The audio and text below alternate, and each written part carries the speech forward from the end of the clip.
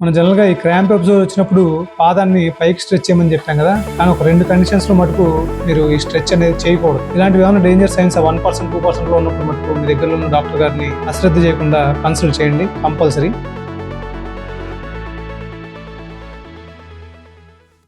Hello అండి, అందరికీ నమస్కారం. నా పేరు doctor Mahesh, chief consultant trauma, arthroscopy and joint replacement surgeon, Nagarjuna hospitals, Kanuru, Vijayawada. మా ఆర్థోపెడిక్ ఓపీడీకి కొంతమంది పేషెంట్స్ ఒక స్పెసిఫిక్ కంప్లైంట్ తో వస్తుంటారు. అదేంటంటే, డాక్టర్ గారు కాలు పెక్కలు పట్టేస్తున్నాయి, డాక్టర్ గారు నైట్ టైం ఎక్కువగా ఉంటున్నాయి, కాళ్ళు అంతా కొంకరలు పోతున్నట్టు అవుతుంది, కాలు టైట్ గా రాయిలాగా అయిపోతుంది, పెక్క వేళ్ళు కూడా ఒకదాని మీద ఒకటి ఎక్కేస్తున్నాయి అని చెప్తూ ఉంటారు. వీటిని మనం క్రాంప్స్ అంటాం. నైట్ టైం ఎక్కువగా వస్తుంది కాబట్టి నాక్టర్నల్ క్రాంప్స్ అంటూ ఉంటాం. అసలు ఈ క్రాంప్స్ అంటే ఏంటి, అవి ఎందుకు వస్తాయి, వాటి కారణాలు ఏంటి అనేది మనం ఈ వీడియోలో తెలుసుకుందాం. దాదాపు 60% మంది లైఫ్ లో ఏదో ఒక టైంలో ఈ క్రాంప్స్ అనే ప్రాబ్లం ఫేస్ చేస్తారనమాట. అది మిడిల్ వయసు అవనండి, లేట్ వయసు అవనండి. ఈ క్రాంప్ అనేది ఒక ఇన్వాలంటరీ మజిల్ కాంట్రాక్షన్. మన ప్రమేయం ఉండదు, ఆ పెక్క మజిల్ టైట్ గా అయిపోతుంది అనమాట. ఆ వచ్చిన పెయిన్ అనేది ఎంత సివియర్ గా ఉంటుందంటే చాలా మందికి నిద్రమత్తు నుంచి మెలకు వచ్చేస్తూ ఉంటుంది. ఆ తర్వాత ఈ పెయిన్ అనేది కొన్ని సెకండ్స్ నుంచి కొన్ని మినిట్స్ దాకా ఉంటుంది. దాని తర్వాత దానికి అది తగ్గిపోతుంది. కొంతమందికి తగ్గకపోయిన వాళ్ళకి చిన్న చిన్న పనులు అవి ఎక్సర్సైజ్, స్ట్రెచింగ్ అవి చేసుకోవాల్సి ఉంటుంది అనమాట. జనరల్ గా ఈ క్రాంప్స్ అనేవి మనం సమ్మర్ సీజన్ లో ఎక్కువ చూస్తూ ఉంటాం. డిహైడ్రేషన్ అయ్యే ఛాన్సెస్ ఎక్కువ ఉంటూ ఉంటాయి కాబట్టి ఈ క్రాంప్స్ కి చాలా కారణాలు ఉంటాయి. అవేంటో మనం ఇప్పుడు ఒక్కొక్కటిగా చూద్దాం. Number 1, old age. జనరల్ గా మన ఈ క్రాంప్స్ ప్రాబ్లం పెద్ద వయసు వాళ్ళు ఎక్కువగా చూస్తూ ఉంటాం. వాళ్ళు ఏంటంటే వయసు అయ్యే కొద్దీ మజిల్ వీక్ అవుతూ ఉంటుంది. సో దాంట్లో ఉండే ఎనర్జీ గానీ అది తగ్గిపోతూ ఉంటాయి. వీళ్ళలో రఫ్ గా జనరల్ గా 2 to 3 months కి ఒకసారి క్రాంప్ ఎపిసోడ్ అనేది చూస్తూ ఉంటాం. మన స్టడీస్ ఏం చెప్తున్నాయంటే 40 years తర్వాత మజిల్ అనేది మెల్లమెల్లగా వీక్ అవడం స్టార్ట్ అవుతూ ఉంటుంది. సో ఆ మజిల్స్ ని స్ట్రాంగ్ గా ఉంచుకోవడానికి మనం కొన్ని ఎక్సర్సైజ్ అవి కూడా చేసుకోవాల్సి ఉంటూ ఉంటుంది. మరొక కారణం మజిల్ ఫెటీగ్ అవడం. ఫెటీగ్ అంటే ఏంటంటే మజిల్ నీరసించిపోవడం అనుకోవచ్చు. మనం ఓవర్ గా ఏమైనా పని చేసినా, లేదు ఎండలో ఎక్కువసేపు ఏమైనా వర్క్ చేసినా, లేదు ఈ వర్కౌట్స్ కానీ ఇవన్నీ ఎక్కువసేపు చేసినా కూడా మన బాడీలో లాక్టిక్ యాసిడ్ అనేది అక్యూములేట్ అయిపోతుంది. ఎప్పుడైతే మజిల్ లో లాక్టిక్ యాసిడ్ అనేది అక్యూములేట్ అయిపోయిందో మజిల్ కి దాంతో పాటు ఎనర్జీ తగ్గిపోయిందో దీనివల్ల క్రాంప్స్ వచ్చే ఛాన్సెస్ ఎక్కువగా ఉంటూ ఉంటాయి. మరొక కారణం డిహైడ్రేషన్. ఈ డిహైడ్రేషన్ లో మన బాడీలో వాటర్, సాల్ట్స్ ఇవన్నీ బయటికి వెళ్ళిపోతూ ఉంటాయి. దానివల్ల బాడీలో ఉండాల్సిన ఎలక్ట్రోలైట్స్ ఉండవు, ఆ సరిపడా వాటర్ ఉండదు. ఎప్పుడైతే డిహైడ్రేషన్ అయిందో మన నర్వ్ ఎండింగ్స్ అనేవి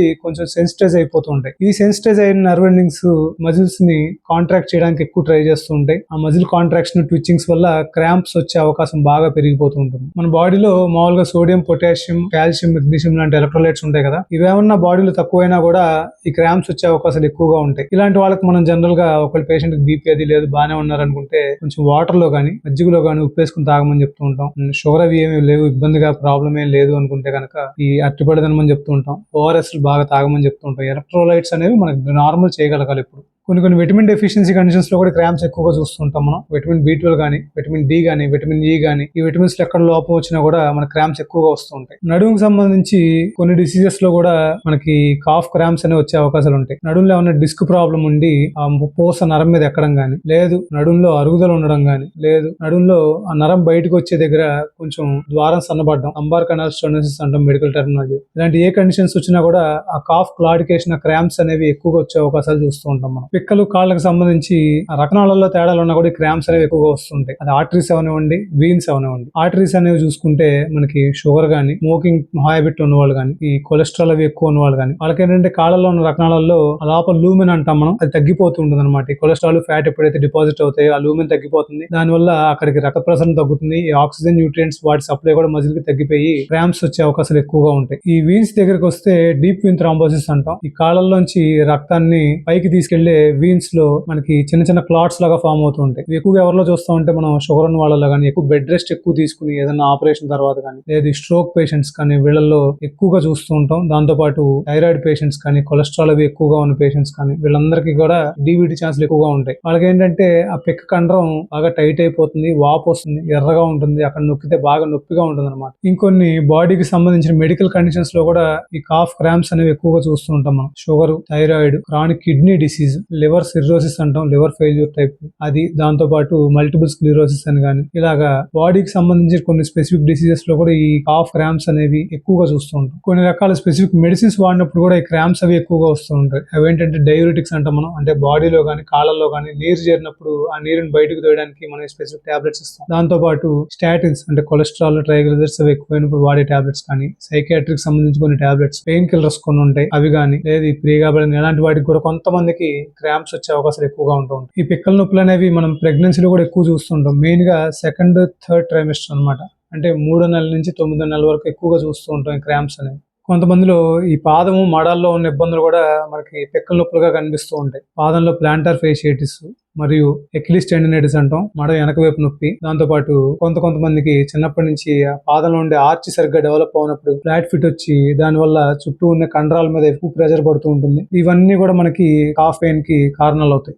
కొంతమంది వాళ్ళ వృత్తిపరంగా ఎక్కువసేపు నుంచోవాల్సి వస్తుంది. ఈ ట్రైన్ డ్రైవర్స్ అవనండి, లేబరర్స్ అవనండి, బస్ కండక్టర్స్, ఇలాగా వీళ్ళందరిలో కూడా మనకి నుంచి మజిల్ మీద స్ట్రెయిన్ అయ్యి ఒక్కోసారి క్రాంప్స్ వచ్చే అవకాశాలు ఉంటాయి. మనం జనరల్ గా స్పోర్ట్స్ పీపుల్ లో కూడా ఎక్కువగా చూస్తుంటాయి క్రాంప్స్ అనేవి. జనరల్ గా మనం ఎక్కువ క్రికెట్, ఫుట్బాల్ ఈ గేమ్స్ లో ఎక్కువగా చూస్తూ ఉంటాం. ఎందుకంటే వాళ్ళకి రన్నింగ్ అది ఎక్కువగా ఉంటుంది. దాంతో పాటు ఈ ఎండకి ఎక్స్పోజర్ అనేది ఎక్కువగా ఉంటుంది. డిహైడ్రేషన్ ఛాన్సెస్ కూడా ఎక్కువగా ఉంటాయి. ఈ క్రాంప్స్ అనేవి ఎప్పుడైనా అకేషనల్ గా వస్తున్నాయి, రెగ్యులర్ గా ఇబ్బంది పెట్టట్లేదు అంటే దాన్ని మనం అంత సీరియస్ గా తీసుకోవాల్సిన అవసరం లేదు. రెగ్యులర్ గా హైడ్రేషన్ మెయింటైన్ చేస్తూ స్ట్రెచింగ్ అవి చేసుకుంటే బాగానే ఉంటుంది. మనం మెయిన్ పాటించాల్సిన హోమ్ రెమెడీస్ ఏమిటంటే ఎడిక్వేట్ హైడ్రేషన్ మెయింటైన్ చేయడం, daily minimum 8 to 10 glasses water తాగడం, ఈ ఎలక్ట్రోలైట్స్ అనేవి డెఫిషియెంట్ గా అవ్వకుండా చూసుకోవడం, సోడియం, పొటాషియం ఇలాంటివి, అవసరమైతే ఓఆర్ఎస్ తాగుతూ ఉండడం బాగా ఇబ్బంది పెడుతున్నప్పుడు. దాంతో పాటు అవసరమైనప్పుడు వైటమిన్ సప్లిమెంటేషన్, కాల్షియం టాబ్లెట్స్ అవి తీసుకుంటూ చిన్న ఎక్సర్సైజెస్ అండ్ ఆ కాఫ్ మజిల్ కి సంబంధించి స్ట్రెచింగ్ ఎక్సర్సైజ్ చేసుకుంటూ ఉంటే ఇవి పెద్ద ఇబ్బంది లేకుండానే మనకి సెట్ అయిపోతుంది. ఈ కాఫ్ క్రాంప్స్ అనేవి మనకి నైట్ టైం ఇబ్బంది పెడుతుంటాయి అనుకున్నాం కదా, అలాంటప్పుడు మనం ఏం చేయాలి ఆ సిచ్యువేషన్ లో అనేది చూసుకుంటే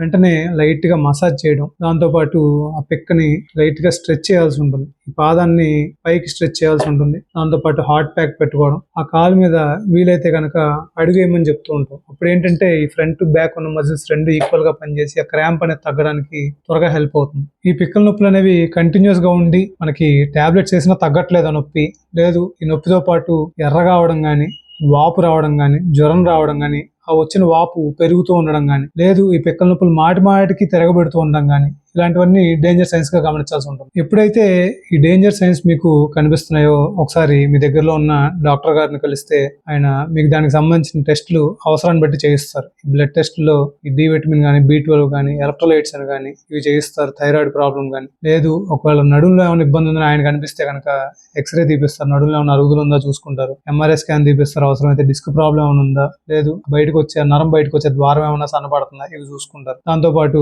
అల్ట్రాసౌండ్ చేస్తాం జనరల్ గా. అంటే కాలు పిక్కల్లో మనకి ఆ నొప్పి వాపు పెరుగుతోంది, ప్రోగ్రెస్ అవుతుంది అనుకున్నప్పుడు కలర్ డాప్లర్ అంటాం. ఆ కాలు రక్తనాళాలు ఏమైనా గడ్డలు కడుతున్నాయా, DVT అనుకున్నాం కదా, ఆ ప్రాబ్లం ఉందా, ఇవన్నీ రొటీన్ గా చెక్ చేసుకుంటాం అనమాట. మనం జనరల్ గా ఈ క్రాంప్ ఎపిసోడ్ వచ్చినప్పుడు పాదాన్ని పైకి స్ట్రెచ్ చేయమని చెప్పాం కదా, కానీ ఒక 2 కండిషన్స్ లో మటుకు మీరు ఈ స్ట్రెచ్ అనేది చేయకూడదు. ఆ 2 కండిషన్స్ ఏంటంటే, ఒకటి DVT అనుకున్నాం. ఈ DVT లో ఆ పిక్కల్లో ఉన్న రక్తనాళాల్లో వీన్స్ లో బ్లడ్ క్లాట్ అవుతుంది అనుకున్నాం కదా, ఎప్పుడైతే మనం ఇలా స్ట్రెచ్ చేసామో ఆ క్లాట్ అనేది డిస్లాడ్జ్ అయ్యి లంగ్స్ కి వెళ్ళే అవకాశం ఉంటుంది. అప్పుడు ప్రాణానికి హాని వస్తుంది. ఇంకో కండిషన్ మజిల్ స్ట్రెయిన్. మనం జనరల్ గా ప్లేయర్స్ లో వేళలో చూస్తూ ఉంటాం, వాళ్ళు పరిగెడుతున్నప్పుడు కానీ, లేదు ఈ బౌలింగ్ వేయడానికి ఇవి ఏమైనా చేస్తున్నప్పుడు వాళ్ళకి మజిల్ స్ట్రెయిన్ అవుతూ ఉంటుంది. ఆ స్ట్రెయిన్ అంటే ఏంటంటే పార్షియల్ టేర్ అనమాట. ఎప్పుడైతే మనం ఇలా స్ట్రెచ్ చేసామో ఆ పార్షియల్ టేర్ అనేది కంప్లీట్ టేర్ గా అయ్యే అవకాశం ఉంది. సో ఈ 2 కండిషన్స్ లో మటుకు స్ట్రెచ్ చేసే ముందు చాలా జాగ్రత్తగా ఉండాలి. ఇప్పుడు ఈ క్రాంప్స్ ని మనం ప్రివెంట్ ఎలా చేయగలం, అంటే రాకుండా ఎలా కాపాడుకోగలం అనేది చూసుకుంటే, ముందు అనుకున్నట్టు ఎడిక్వేట్ హైడ్రేషన్ అంటే వాటర్ బాగా తీసుకోవడం, ఎలక్ట్రోలైట్స్ అనేవి మనకు డెఫిషియెంట్ అవ్వకుండా చూసుకోవాలి. దాంతో పాటు ఈ మజిల్స్ ని సరైన కండిషన్ లో మెయింటైన్ చేసుకుంటూ ఎక్సర్సైజ్ చేసుకోవడంలో కానీ, లేదు దానికి సంబంధించిన వర్కౌట్స్ చేయడం. ఇంకొకటి, ఈ వర్కౌట్స్ చేసే ముందు మనం దాన్ని సరిపడా స్ట్రెచింగ్ చేసుకోవాలి, వార్మప్ అవి. లేదంటే మనం అకస్టమ్ అవ్వకుండా అనకస్టమ్డ్ ఎక్సర్సైజ్ అవి చేసామంటే కనుక ఈ పిక్కలు పట్టేసే ఛాన్సెస్ ఇంకా ఎక్కువ అవుతూ ఉంటాయి. వీటితో పాటు అవసరమైనప్పుడు ఈ విటమిన్ E సప్లిమెంటేషన్ కానీ, లేదు ఈ విటమిన్ E తో పాటు మిగతా కొన్ని ఇంగ్రీడియంట్స్ ఉన్న సప్లిమెంట్స్ వస్తున్నాయి, ఇవి వాడుకుంటూ ఉండి ఈ టెండెన్సీ బాగా ఎక్కువగా ఉన్నవాళ్ళు, అంటే ఈ పిక్కలు పట్టేసే టెండెన్సీ బాగా ఎక్కువ ఉన్న వాళ్ళు నైట్ పడుకునే ముందు హాట్ ప్యాక్ పెట్టుకుని పడుకుంటే ఈ ఛాన్సెస్ కూడా బాగా తగ్గుతాయి అన్నమాట. ఈ వీడియోలో మనం తెలుసుకోవాల్సింది ఏంటంటే, ఈ కాఫ్ క్రాంప్స్ అనేవి 95 to 99% నార్మల్ ఉంటాయి. చాలా సాధారణ ప్రాబ్లం, ఏమాత్రం భయపడాల్సి ఉండదు. ఆ మిగతా 1% ఏదైతే మనం ఇందాక మాట్లాడుకున్న డేంజర్ సైన్స్, అంటే కాలు కంటిన్యూస్ గా నొప్పి ఉండడం, లేదు వాపు ఉండడం గానీ, లేదు ఏమైనా దెబ్బ తగిలాక పిక్క నొప్పి ఎక్కువగా ఉంది అంటే ఆ లోపల ఏమైనా బ్లడ్ ఏమైనా క్లాట్ అవుతుందా, ఎముక ఏమైనా చిట్లిందా, ఇలాంటివి ఏమైనా డేంజర్ సైన్స్ 1% 2% లో ఉన్నప్పుడు మటుకు మీ దగ్గరలో ఉన్న డాక్టర్ గారిని అశ్రద్ధ చేయకుండా కన్సల్ట్ చేయండి కంపల్సరీ. వాళ్ళు మీకున్న ప్రాబ్లం నార్మలా లేకపోతే డేంజర్ లోకి వస్తుందనే చూసి మీకు దాన్ని బట్టి ట్రీట్మెంట్ చేస్తారు. మీకు ఇంకేమన్నా డౌట్స్ ఉన్నా, లేదు స్పెసిఫిక్ టాపిక్స్ ఏమన్నా మీకు కావాలనిపించినా కింద కామెంట్ బాక్స్ లో మీరు కామెంట్ చేయండి, నేను తప్పకుండా దాని మీద వీడియో చేస్తాను. ఈ వీడియో నచ్చితే please like, share, comment and subscribe to my channel. Thank you.